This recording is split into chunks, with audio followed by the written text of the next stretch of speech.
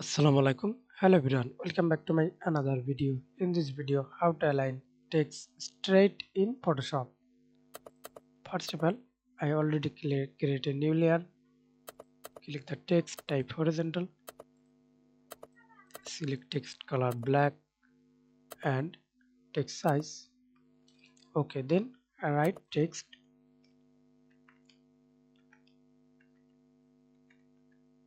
align text and type secondly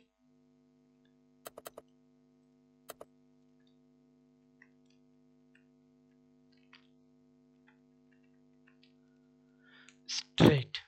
Okay, then now click the first text, hold control, select another and see this straight middle up, right click, arrow key, again hold control, select straight middle and straight up to. Okay, thanks for watching video. Please subscribe to my channel, like, comment, share.